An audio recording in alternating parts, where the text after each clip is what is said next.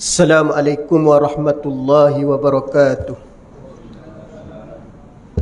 Linnabiyul karim ashabul kiramul fatihah. A'udzubillahi minasyaitonir rajim. Bismillahirrahmanirrahim. Alhamdulillahi rabbil alamin.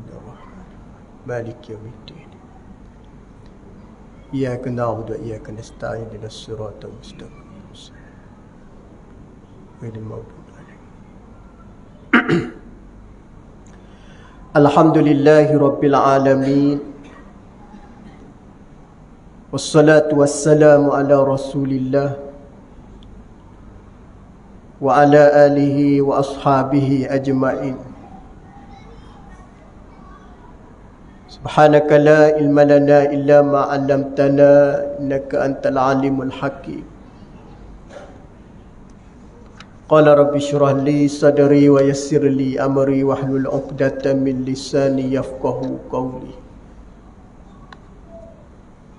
Allahumma rabbana iftah bainana wa baina qaumina bil haqqi wa anta khairul fatihin. Allahumma arina haqqan warzuqna ittiba'ah wa arina al-batilan batilan warzuqna ijtinabah. Allahumma salli ala Sayyidina Muhammadin al-Fatihi lima ughliq wal khatimi lima sabaqa nasiril haqqi bil haqqi wal hadi ila siratikal mustaqim wa ala alihi haqqa qadrihi wa miqdarihil azim. Amma ba'd. Yang dikasihi Tuan Imam, Tuan Pengerusi, serta pimpinan para jemaah, muslimin dan muslimat, para tetamu yang dimulia diberkati oleh Allah Subhanahu wa taala sekalian.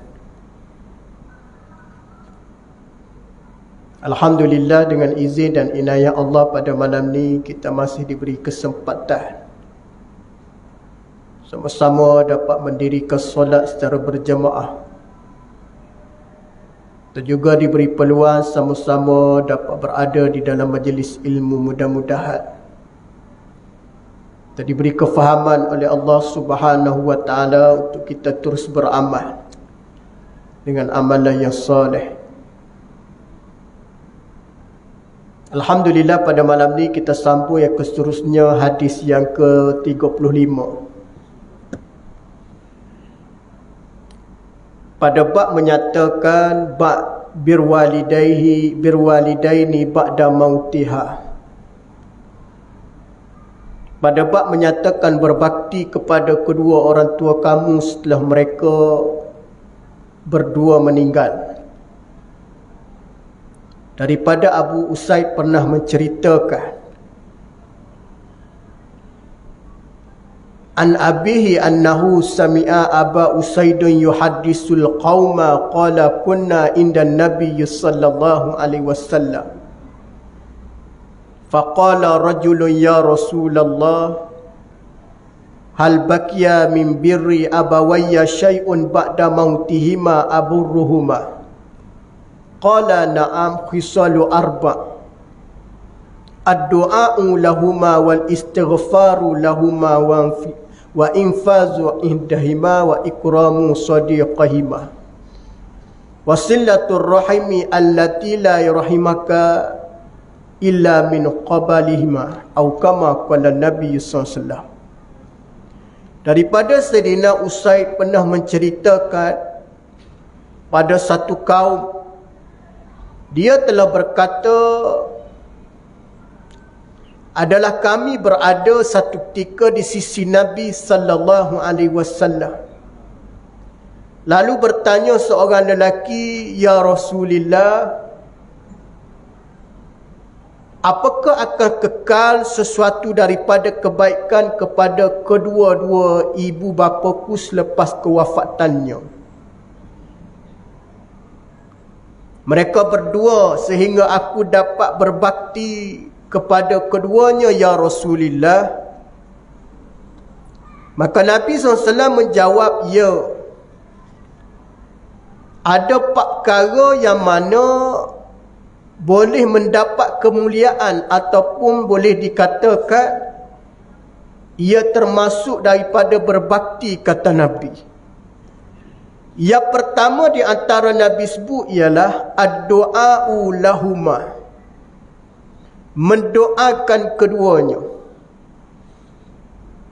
Dan yang kedua kata Nabi, wal istighfaru lahuma, memohon ampun untuk keduanya.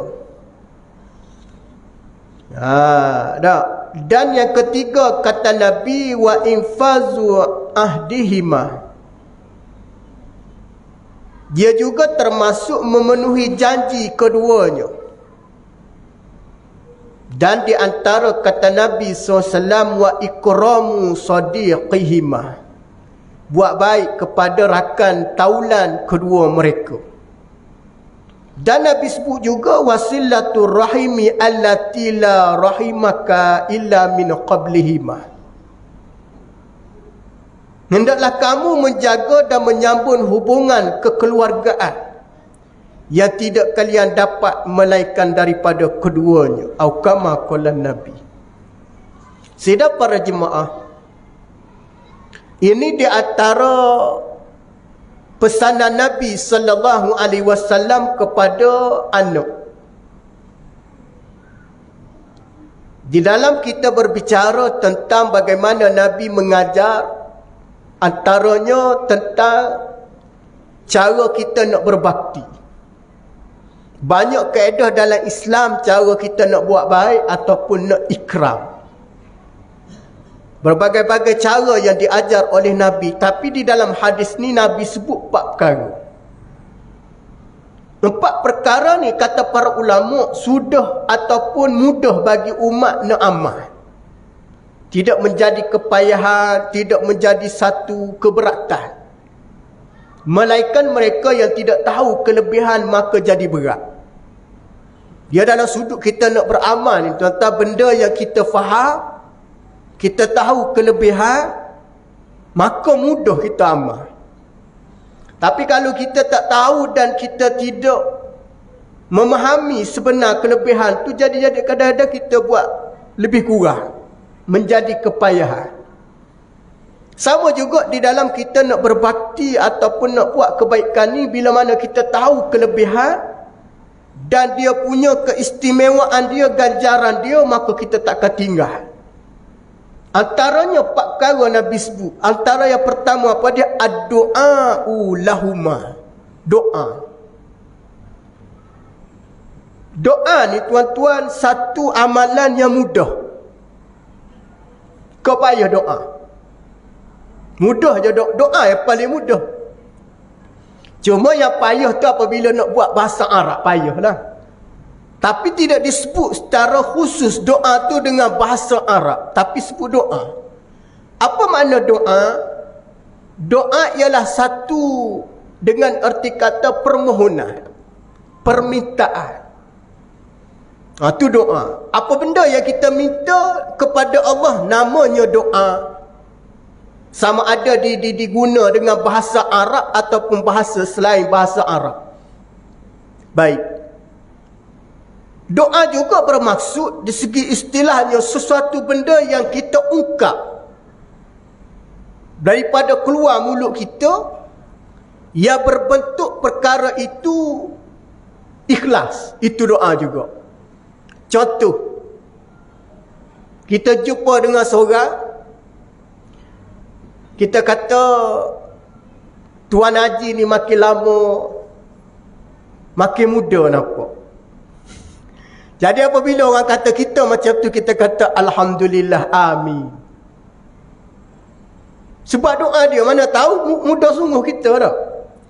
Sama ada dalam bentuk dia sindir ataupun bergurau. Kita tak perlu nak ambil tahu, boleh kita kata ya ke alhamdulillah, mudah-mudahan, amin. Faham maksud dia? Sama juga ungkapan yang keluar dalam bentuk keikhlasan tadi, maka ia boleh dikatakan sebagai permohonan. Doa ni dia kena ada unsur keikhlasan, kena ada orang panggil rasa harapan kita pada Allah Subhanahu wa taala. Maka doa keduanya bagi seorang anak pada ibu dia, maka kata Nabi, ini di antara cara berbakti. Mana jangan bimbang, ada orang duduk masih ada keraguan, sampai tak sampai amalan ustaz kita doa ni. Wallahu a'lam, tapi Nabi sebut, berdoalah kamu kepada ibu bapa kamu, kerana Nabi ajar dalam satu hadis pernah kita sebut sebelum ni, antara Nabi ajar ialah kamu doa kepada kedua mereka seperti mana yang diajar oleh Nabi. Allahumma rabbana fil lana zunubana wali walidina. Itu di antara doa yang diajar oleh Nabi. Jangan bimbang. Nah, doa. Baik. Doa yang semolek-molek macam mana? Di antaranya ialah doa yang ada di dalamnya mohon keampunan. Kerana Nabi sebut yang kedua, wal istighfaru lahuma, mohon keampunan kepada keduanya. Baik. Orang nak istighfar ni, tuan nak mohon ampun pada Allah, adakah dia dosa? Adakah dia mesti pendosa ataupun dia buat dosa? Tidak. Orang nak istighfar ni tidak semestinya ahli maksiat. Orang nak melakukan istighfar ni tidak semestinya dia ni kaki yang buat dosa. Tidak. Kerana istighfar ini bukan dikhusus bagi pendosa. Bagi hamba kena beristighfar. Saya nak tengok Nabi. Nabi SAW istighfar dalam hidup dia satu hari, kata Aisyah, sebanyak 100 marrah, 100 kali. Persoalan kita hari ni, Nabi dosa tak? Nabi tidak ada dosa. Nabi tak ada dosa, Nabi tak ada maksiat, tapi Nabi beristighfar. Kata Al-Imam An-Nawawi rahimakumullah, beristighfar pada Allah bukan bermakna kita dosa, tetapi menandakan kita rasa supaya Allah Ta'ala senantiasa mengampunkan segala kesilapan. Kerana kita berpegang kepada ayat yang Allah Ta'ala sebut di dalam Al-Quran, wa khuliqal insanu dha'ifah. Aku cipta manusia ni di antara sifat dia lemah. Apabila sebut lemah, bagaimana para ulama tafsir sebut, lemah di sini ialah tak lepas daripada melakukan kesilapan, sama ada di segi zahir ataupun batin, sama ada di segi nampak ataupun tak nampak. Jadi dengan kita istighfar tadi, berkemungkinan ada dosa-dosa yang kita tak nampak. Banyak dosa yang tak nampak ni tuan-tuan kadang-kadang, tapi dengan beristighfar tadi dapat membersihkan. Itu nak kata di antara yang disebut mohon keampunan. Sebab kita tahu sifat bagi seorang Nabi Rasul tidak ada dosa, tapi Nabi itu banyak beristighfar. 100 kali satu hari. Kita tuan-tuan kurang 100 kali satu hari. Kita istighfar lepas maya, astaghfirullahalazim 3 kali. Kali dengan 5, 3, 6, 9, 12, 15 kali satu hari. Itu kalau semaya fardu cukup. Kalau semaya sunat ada tambah lagi, jadi banyak lagi. Jadi dalam soal beristighfar ni jangan kita limit. Banyak kan tak ada masalah. Cuma Nabi sebut sepaling kurang selepas solat beristighfar astaghfirullahalazim dah 3 kali. Tapi kalau kita nak buat lebih boleh tak? Boleh. Tidak menjadi larangan. Jangan sampai kita takut sehingga orang kata bid'ah pula ustaz istighfar banyak-banyak kali. Tidak menjadi masalah. Jangan kita takut. Jangan kita takut dan bimbang, kerana ia di antara disebut apa dia, lafaz yang boleh yang disukai oleh Allah dan diberi oleh Allah keampunan dengan memperbanyakkan istighfar. Dalam Al-Quran Ta'ala sebut, faqultu astaghfiru rabbakum, hendaklah kamu memperbanyakkan mohon keampunan pada Tuhan kamu. Seberapa banyak, kata Nabi ditanya oleh para sahabat, ya Rasulullah, berapa banyak? Adakah ia 1/3 ataupun sebahagian hidup ataupun sepanjang masa? Kata Nabi, sebanyak mana kamu mampu, sebanyak itulah yang menjadi kelebihan bagi kamu. Banyak-banyak mengungkap, tak ada masalah. Kemudian yang ketiga, kata Nabi SAW, baik, doa juga kita boleh minta. Waliwalidina kama rabbawna sighara ataupun kama rabbayani saghira. Ya Allah, ampunilah dosa kedua orang tua kami, kasihani mereka seperti mana mereka mengasihaniku waktu kecil dahulu. Itu makna dia di segi lafaz Melayu lah. Baik. Doa ni semolek-molek macam mana? Baik. Doa semolek-molek, ada doa yang kita tak boleh Melayu. Bila doa tu? Dalam solat. Dalam solat tak boleh bahasa Melayu. Faham tak faham? Dia wajib kok bahasa Arab. Nak doa dalam solat. Sama juga kita doa dalam solat jenazah kepada si mati dengan bahasa Arab. Tapi kalau lepas daripada beri salam, nak doa kok bahasa Melayu boleh. Baik, duduk dalam tahiyat akhir kita doa. Antara doa yang Nabi ajar jangan tinggal adalah wa na'udzubika min fitnatil mahya wal mamat. Jauhilah ya Allah daripada kehidupanku daripada fitnah hidup dan mati. Wa na'udzubika min fitnatil masihid dajjal. Jauhi juga ya Allah daripada fitnah masihid dajjal. Baik, dibaca dengan bahasa Arab. Terjemah dalam hati Melayu boleh. Diungkap dengan bahasa Melayu, tak boleh, batal solat. Di dalam solat je tak boleh doa aku bahasa Melayu. Di luar pada tu doa kok mana-mana bahasa tidak menjadi larangan. Bahkan setengah riwayat ada menyebut yang kamu faham itu yang paling baik untuk kamu doa. Tu kalau tuan-tuan tengok doa kahwin banyak orang Melayu kan. Orang Melayu kan doa kahwin tu. Itu memang patut kena melayukan. Pasal menghormati kedatangan tetamu jenis semua orang berlatar belakang kan tak berapa mahir bahasa Arab. Jadi apabila kita doakan bahasa Melayu, contohnya, ya Allah ya Tuhan kami, berkatilah kedua pengantin pada hari ini ya Allah. Kau jadikan pertemuan mereka ini diberkati ya Allah. Apabila orang datang ramai tu, orang yang lebih di segi urufnya, orang faham bahasa Melayu, kita doa ke bahasa Melayu, itu lebih baik kerana bagi dia faham. Bukan nak kata bahasa Arab tak molek dah. Tapi kadang-kadang ada orang tu kok doa bahasa Arab tu dia tak ada feel. Tak faham apa benda pun. Tapi apabila bunyi Melayu tu dia ada nampak sedar sikit.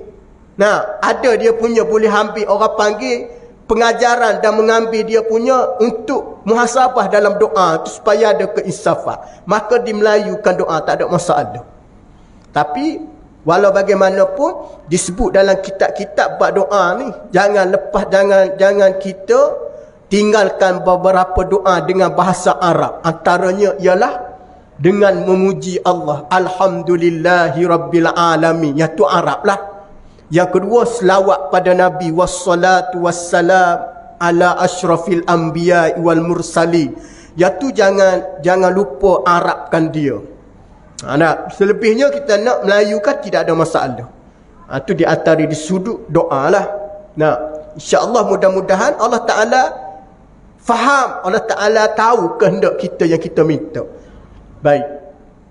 Kemudian kata Nabi sallallahu alaihi wasallam dalam masalah yang ketiga ni, macam mana nak pastikan supaya termasuk daripada berbakti juga. Kata Nabi, wa infazu ahdihima wa ikramu sadiqihima. Tadi disebut apa dia?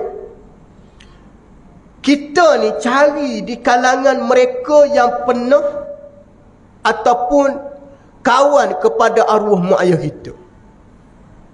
Yang disebut apa dia di sini ialah menghormati rakan seperjuangan taulan ibu ayah kita dulu.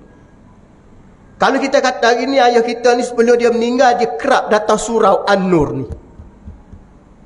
Maknanya Zuhur ada, Asar ada, Subuh ada, Isyak ada, 5 waktu lah. Dia meninggal ni tuan-tuan, macam mana kita nak balas kebaikan dia ni supaya jadi kita ni yang disebut sebagai berbakti. Ada masa, ada ruang mari semaya jemaah juga, kadang-kadang jarang-jarang sibuk macam mana pun. Lepas tu jumpa siapa dia best friend ayah kita. Ayah kita dulu suka baik dengan Tok Siok. Pak ayah kita ni memang baik, selalu cerita Siok balik di rumah. Lewat ayah balik malam ni, minum dengan Siok malam ni. Ayah kita baik dengan siapa dia? Dengan imam. Lewat balik ayah malam ni, oh biasalah imam ajak makan roti canai. Biasa kalau jemaah dia akan guna nama imam kalau dia nak keluar malam. Dia akan jual nama imam, baru bini tak marah. Lewat balik riba, biasalah imam ajak minum. Imam juga kena. Sungguh tetap pengalaman ustaz jadi imam dulu. Lalas sekali jumpa dengan bini dia kata, kerap ustaz ajak suami saya minum tengah malam. Lah, kita pula kena. Nah, maknanya nama ustaz tu, nama imam tu selalu diguna. Tak apalah. Tiba-tiba ayah kita meninggal, kita tengok ayah kita baik dengan imam. Macam mana cara kita nak balas? Jumpa dengan imam, orang buat baik pada ayah kita dulu dan dia rapat dengan kita, kita cuba buat baik pada mereka. Itu salah satu kita membalas ataupun berbakti. Pergi carilah. Mak kita sama juga. Dia baik dengan ketua muslimat. Dia buat baik dengan ketua muslimat. Ada duit lebih, bagilah sedekah kain batik selai sorang. Beli kain plekat, cak gajah duduk yang 7,000 benar tu, bagi selai. Seronok orang tua. Ada duit lebih, bagi minum kopi. Tuan-tuan, orang tua ni baik wa imma, dia ada duit macam mana pecing pun tak. Apabila orang beri dia, tuan-tuan, dia rasa tu tak. Tak payah banyak tuan-tuan, RM5, RM10 bagi dia pun. Allah. Siapa dia mari fikir, anak aku pun tak buat macam ni. Itu doa tu tuan-tuan, doa orang tua. Tak, kita beri sebenar tu bukan kerana dia miskin, kerana kita nak memuliakan dia. Maka kita bagi sagu hati. Macam kita bagi kepada ayah kita dah ada pencen, dah cukup dah duit, tak apa kita bagi kerana kita nak supaya ada keberkatan. Maka kita bagi. Tu di antara disebut cari balik. Tu kalau kita ni ada kampung halaman, jangan putuskan kampung halaman. Banyak ustaz dah tengok hari ni, ustaz tak balik Kelantan ke? Tak balik dah, orang tua tak ada dah. Salah tu sebenarnya. Walaupun orang tua kita tak ada, pak saudara kita ada ke tak? Mak saudara ada ke tak? Ada. Adik-beradik sepupu ada ke tak? Kawan ayah kita ada ke tak? Tu kita kena tengok. Selagi mana benda tu ada, selagi itulah kita jangan lepaskan peluang. Ada. Pernah ditanya kepada Nabi, ya Rasulullah, adakah menyamai antara berbakti dengan mak ayah aku tatkala aku balik untuk menziarahinya dan aku berjumpa dengan seorang yang penuh menjadi rakan rapat. Maknanya kita kata kawan rapat dalam diri dia, dalam hidup dia sebelum dia meninggal. Cara macam mana wahai si fulan kamu buat? Aku menyantuninya ya Rasulullah seperti mana aku menyantuni ayah aku dulu. Adakah aku dapat ganjaran kelebihan? Kata Nabi, na'am. Kamu sudah melengkapi dan sudah termasuk daripada anak berbakti. Nah, sebelum balik rumah, orang rumah tua tak ada dah. Biasalah tuan balik, singgah dulu rumah orang yang pernah berkawan dengan ayah kita, pergi jumpa mata dengan dia. Itu salah satu kita berbakti. Nah, doa dia tu tuan-tuan, doa antara yang disebut oleh Nabi, doa yang diterima oleh Allah. Doa orang tua, orang yang pernah menjadi rakan rapat kepada mak ayah kamu, maka dimustajabkan. Kemudian dia kata apa dia juga, menyambung hubungan kekeluargaan yang telah kalian ataupun yang kalian cuba rapatkan balik di antara keduanya. Antaranya apa dia tuan-tuan? Menyambung pertalian dimasukkan orang yang ada darah daging, hubungan rapat dengan mereka berdua. Kalau mak, alik mak saudara, pak saudara, alik beradik, alik mak, alik ayah pun sama juga. Dah, ini perlu kita faham tentang walaupun berlaku perceraian. Perceraian berlaku, nasab keturunan masih terjaga tau. Itu pak mertua, mak mertua walaupun bercerai, kita dengan dia sampai mati tak boleh kahwin. Faham maksud dia? Kita dengan mak mertua kita, walaupun bercerainya menantu dengan mak mertua, maka sampai mati dia tak boleh kahwin dua tu. Walaupun mereka sudah bercerai. Maknanya hubungan mereka dua ni masih jaga dan perlu difahami. Walaupun bercerai dengan anak dia, tapi mak mertua tu tetap letak nama mak mertua. Tapi berlaku trend hari ni dah bercerai, hubungan ni tak ada dah. Anak dia tu tuan-tuan, anak dia cucu lah cucu.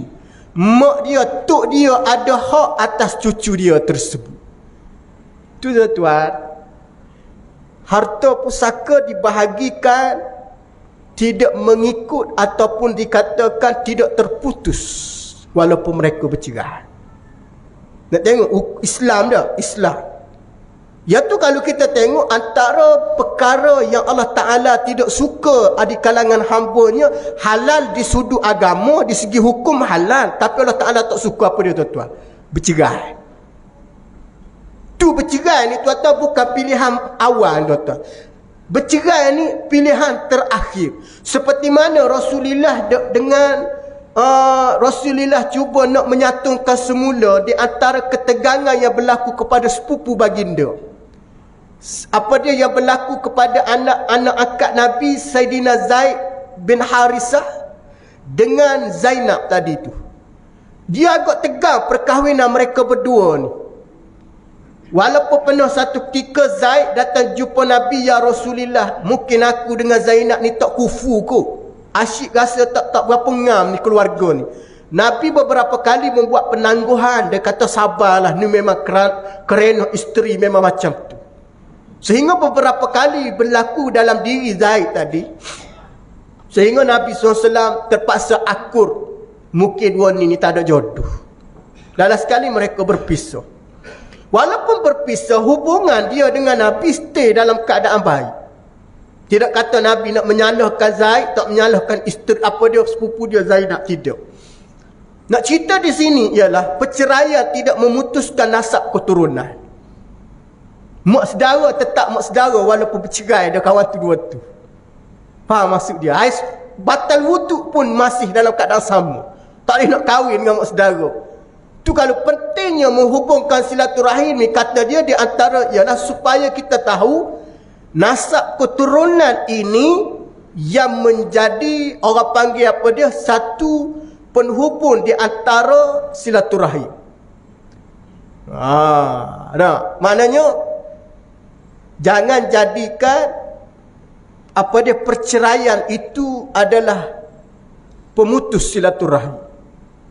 Tu kita ni kalau orang tua ni, apabila kebetulan menatu tak jodoh dengan anak kita tak lama, kita kena ambil tahu dengan arti kata cucu kita tu.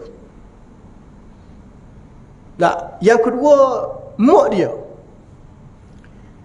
dia termasuk daripada kita boleh bantu dia lagi. Batu bukan atas tekek menantu. Atas tekek kita ni hubungan ada nasab keturunan dengan anak kita, anak dia. Yang tu tuan-tuan takkan putus. Kena pula ada anak. Hak tak ada anak pun kita kena jaga. Hak tak ada anak, dia tetap menantu kita. Maknanya dia tak boleh kahwin dengan suami kita sampai bila-bila tuan-tuan. Tak, pak mentua dengan menantu tak boleh. Jadi benda ni lah perlu diambil kira bagaimana Nabi sebut hubungkan kekeluargaan di antara mereka daripada belah mak dan belah ayah. Sama ada namanya apa dia? Namanya pak saudara, mak saudara. Cuma berbeza di sini biras kategori lain tuan-tuan, birah lain. Birah ni adalah pertalian jauh. Birah ni jauh kerana berlaku biras kerana berkahwin dengan dia. Berkahwin dengan kita ambil adik, dia ambil kakak. Jadi birah dua ni. Biras ini hukumnya tak sama seperti mana menantu dengan pak mertua. Nah, birah ni tak sama. Dah. Begitu juga abang ipar dengan adik ipar. Tak sama, hukum dah boleh berubah. Tak boleh berubah bila mana masih kita berkahwin dengan kakak dia, haram kita kahwin dengan adik dia. Melainkan selepas cerainya kakak dia, kita baru boleh halal kahwin dengan adik dia. Ataupun matinya kakak dia, baru kita boleh halal kahwin dengan adik dia. Selagi mana kita berkahwin dengan kakak dia, dia tidak boleh nikahkan kali kedua dalam masa yang sama kawan tu masih jadi isteri. Tak boleh. Kena faham yang tu. Ada yang berlaku, dia nak pada adik ni, dia cerai bini dia. Duduk 2-3 bulan, dia masuk mina pula adik. Kebetulan pak mertua dia tu memang jenis jujur. Pak dia tengok menantu dia ni memang soleh. Pucuk bercerai dengan anak dia mula-mula. Tadi pasal anak perempuan dia buat hal. Maka dia bincang dengan pak mertua dia kata terpulang pada kamu lah. Kalau kamu rasa tidak sekufu dah dengan dia tak boleh mentaati kamu buatlah putusan terbaik. Dia cerai anak bini dia tu. Lepas dia cerai, duduk semua ni lelaki tak ada edah tuan-tuan. Kebetulan lepas dia cerai, duduk 2-3 bulan, dia pergi masuk minta adik pula. Nah, dia masuk minta adik tadi dalam keadaan ayah dia bagi. Kerana dia tahu pucuk perceraian bukan kerana lelaki menantu dia. Kerana asbab ada benda-benda yang tidak elok di antara anak dia sendiri. Maka dia terima bekas menantu dia kahwin dengan anak dia yang bongsu. Maknanya jadi daba. Adakah hukum tadi jadi daba juga? Tidak. Dia jadi sama hukum macam tadi juga. Dia tetap mak tua. Sekiranya ada cucu anak dengan hak-hak bini mula-mula tadi, itu pun cucu dia, ini pun cucu dia. Tapi benda ni jarang berlaku. Biasa berlakunya cerai mati, cerai hidup tak ada. Tapi ada yang cerai hidup berlaku. Pelik tak pelik? Tak pelik. Nah, biasa orang nak kahwin dengan adik ni, tunggu kakak nikah lain dulu dah. Kalau tak menikah kahwin dengan adik, terasa juga tak? Mari duduk rumah sama. Cuma fit kekeluargaan sebut, apabila berkahwin dengan adik, pertama dia kena jaga hati bekas isteri dia. Dan adik dia kena jaga hati kakak dia. Orang tua dulu kata kena jaga dengan arti kata supaya beradab. Sebab sifat manusia ni terasa kan. Macam mana jaga? Jangan duduk sebumbung. Kurangkan melakukan pertemuan yang menimbulkan ketidaksenangan di antara mereka berdua. Sebab boleh berlaku perceraian balik di situ. Kerana ketegangan boleh berlaku. Pada lepas kahwin dengan adik tu, asingkan. Bukan putus hubungan tau. Hikmah di dalam meletakkan pertalian hubungan silaturahim. Kena ada kebijaksanaan. Tapi dengan syarat, berkahwin bukan kerana comel. Tapi kerana solehah dia.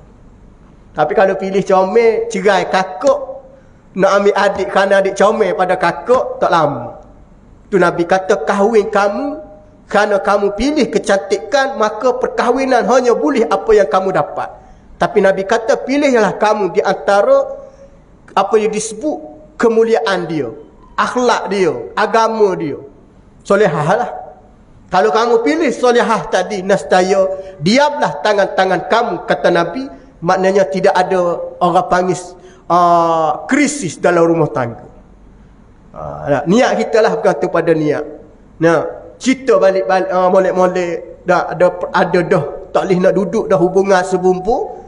Dia cerita balik kepada ayah mak mertua, terpaksa cerai dengan cara baik.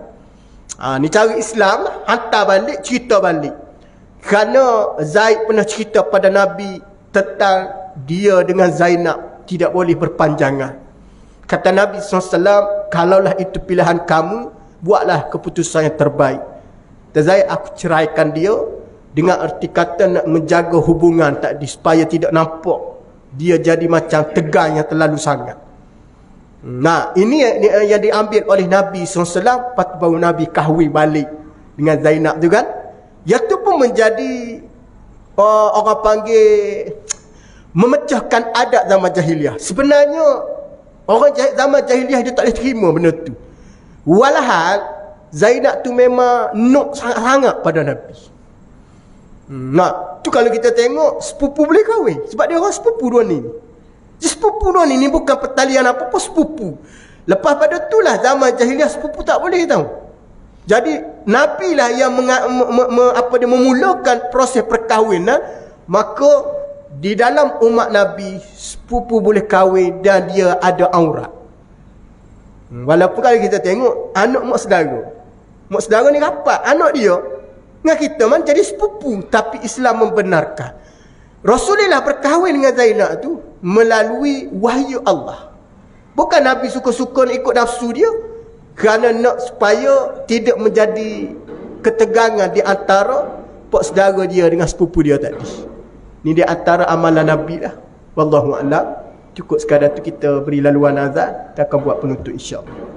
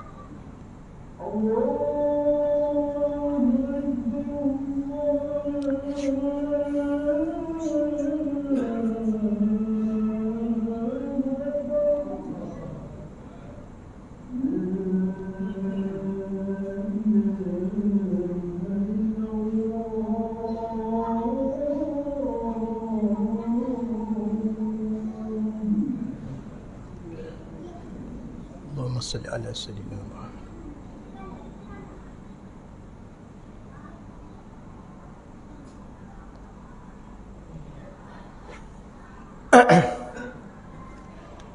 Sidang para jemaah muslimi muslimat yang dimulia diberkati oleh Allah Subhanahu wa taala sekalian. Yaitu yang Nabi sebut yang keempat tadi apa dia? Menghubungkan silaturahim. Silaturahim ini bukan sekadar diberi pahala, tetapi diberi oleh Allah Subhanahu wa taala beberapa kelebihan. Salah satunya ialah panjang umur. Siapa dia nak panjang umur, hubungkan silaturahim. Yang kedua, mengelakkan berlaku fitnah. Hubungkan silaturahim. Kalau kita tengok dalam masyarakat hari ini, kalaulah kita jaga hubungan silaturahim, fitnah akan ataupun berkurangan. Tapi kalau kita tak jaga silaturahim, fitnah berleluasa. Sebab ada orang dia segan malu bertanya, maka dia melontarkan dengan berbagai-bagai pandangan, sehingga menimbulkan keraguan daripada sebelah pihak. Tapi apabila mereka duduk dalam silaturahim baik, elok hari-hari berjumpa, maka dia boleh mengurangkan kadar fitnah. Sebaik-baik silaturahim di mana tuan-tuan? Di masjid. surau. Di kawasan kita ni tuan-tuan, kalaulah orang kurang masjid surau, kuranglah silaturahim dia. Yang kedua di mana? Tanah perkuburan. Yang ketiga, gotong royong. Ni semua dalam agama ajar ni. Masjid agama ajar, gotong royong agama ajar, tanah kubur pergi bersih orang, semua agama ajar.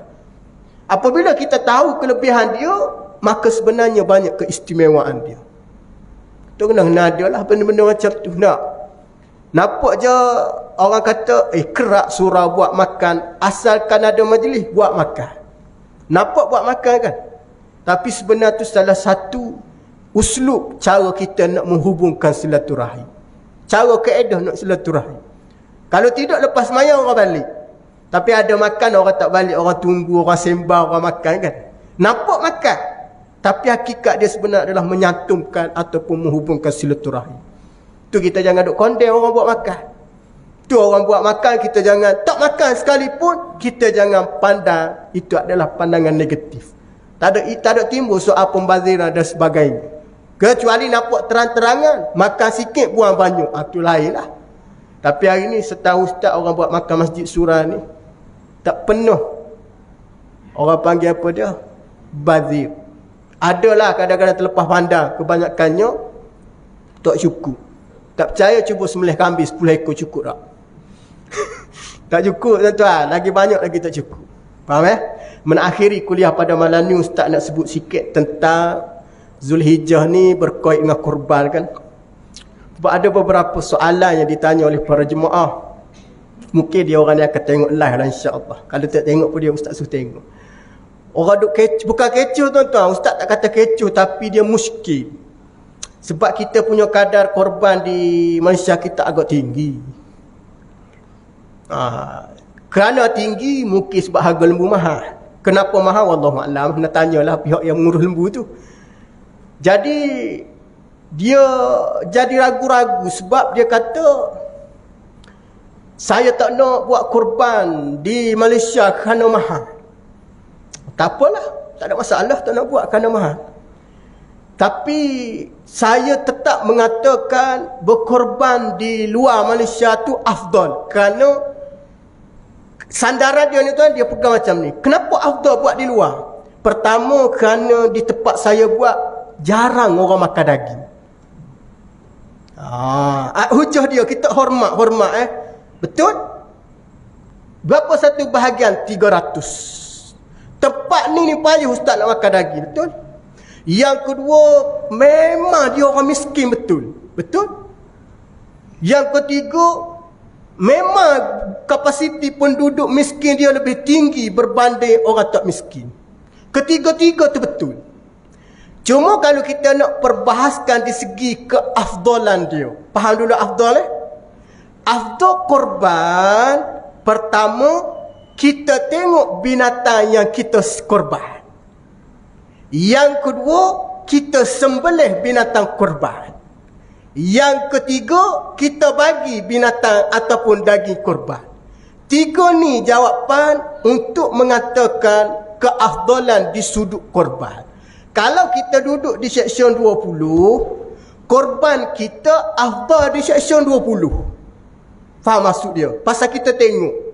Kalau kita duduk di Kemboja, afdal kita korban Kemboja. Pasal kita tengok. Kita boleh hagis daging sendiri. Keafdalan itu berdasar pada orang yang berkorban tu duduk di mana. Selesai dah tu. Tak ada isu lah. Jangan kita menyandarkan. Yang kedua, kenapa buat di sana? Kerana murah. Malaysia mahal. Di situ sudah timbul unsur tak ikhlas. Senang je jawapan dia. Kenapa buat di sana? Mahal. Malaysia apa dia murah? Malaysia mahal.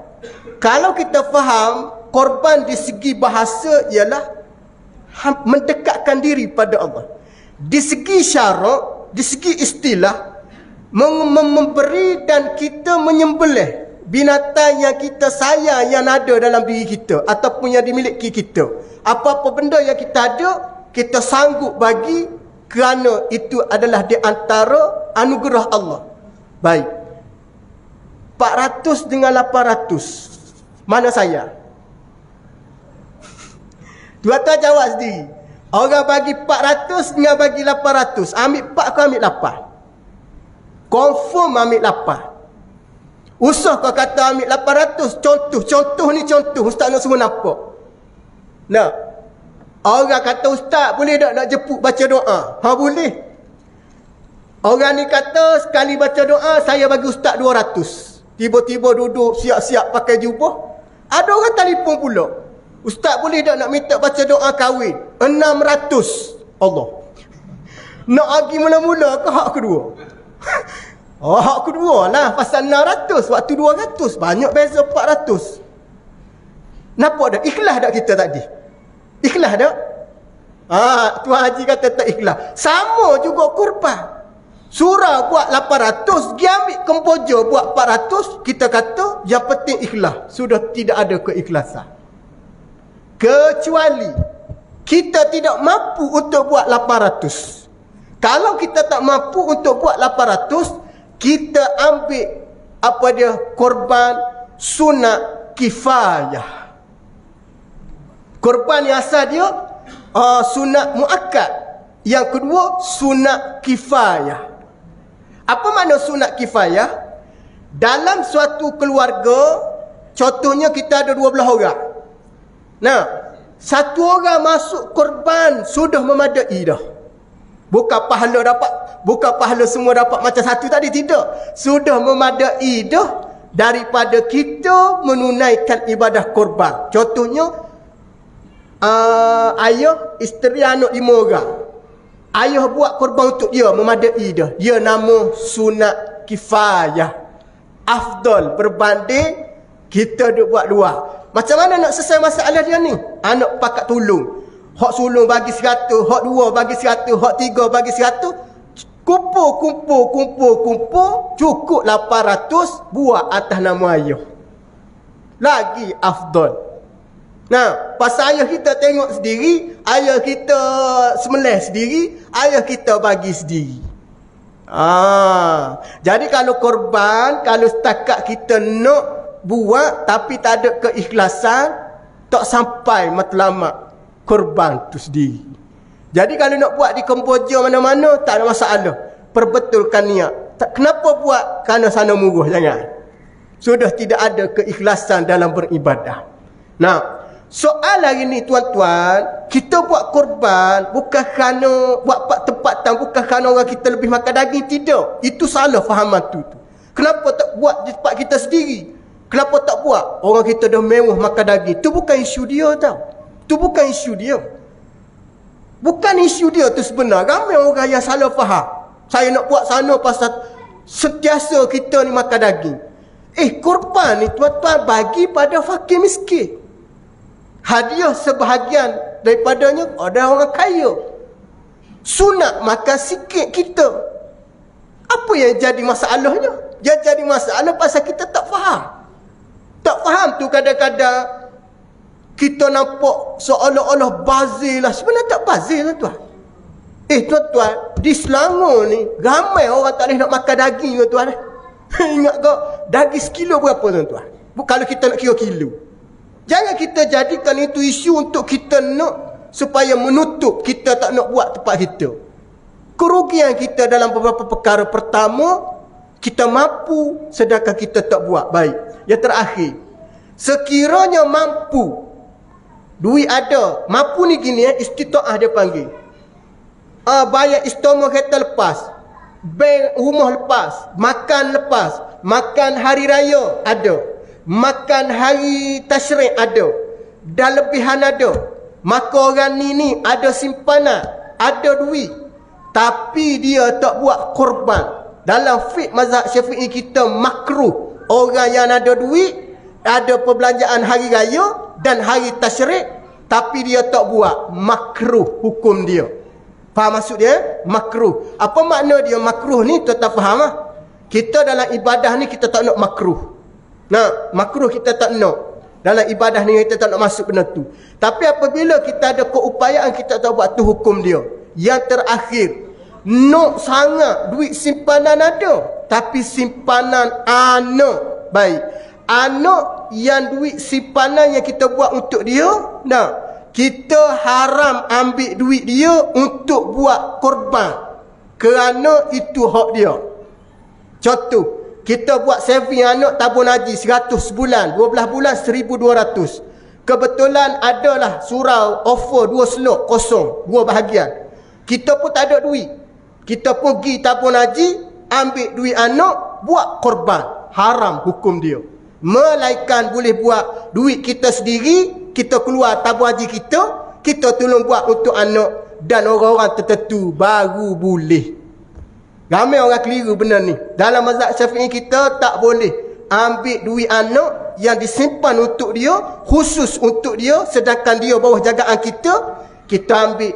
Hukumnya tak boleh, tak sah korban tersebut. Faham maksud dia? Jangan ambil mudah.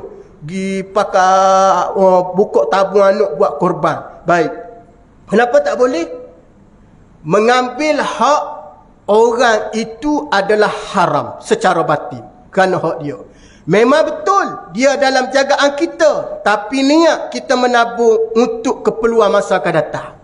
Jadi apabila kita tahu masa akan datang tu menjadi kewajipan kita supaya dia dapat meneruskan pembelajaran. Korban itu sunat, menjaga amanah itu wajib. Faham maksud dia?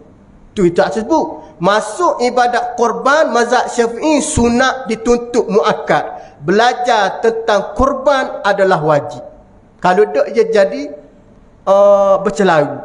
Celaru dengan erti kata tidak faham. Macam Ustaz sebut tadi lah.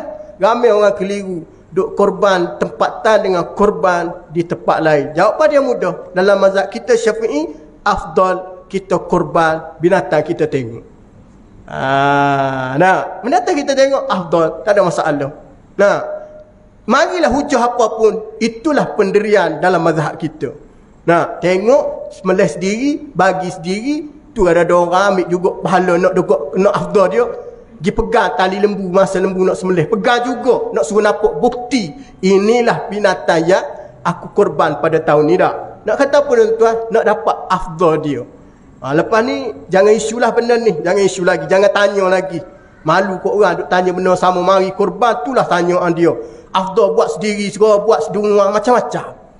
Jangan, soalan ni sepatutnya tak wujud dah. Jadi ustaz buka untuk tuan-tuan fikir, nak buat luas silakan, tapi jangan sebut kerana murah, jangan, tak ikhlas. Jangan guna ayat tu kerana murah. Pasal Allah Ta'ala bagi kita nikmat terlalu lebih.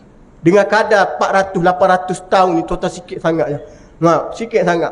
Beli gula sebulan pula RM200 tuan-tuan. Gula. Beli makanan lebih. Apa kata buat simpanan awal-awal untuk korban akan datang. Sebab ni antara kenderaan kita pada hari kiamat. Sebaik-baik binatang. Wallahu alam, cukup sekadar tu pada malam ni. Baik datang daripada Allah, kurang kelemahan pada diri saya mohon maafan. Mudah-mudahan kita diampunkan oleh Allah Subhanahu wa taala. A'udzubillahi minasyaitonirrajim. Bismillahirrahmanirrahim. Allahumma faqihu fid din wa 'allimhu ta'wil. Allahumma ihdinas siratal mustaqim minan nabiyyin was-siddiqin wasyuhada'i was-shalihin wa hasuna ulaika rafiqa ya arhamar rahimin. Wa sallallahu ala Muhammad walhamdulillahi rabbil alamin. Assalamu alaikum warahmatullahi wabarakatuh.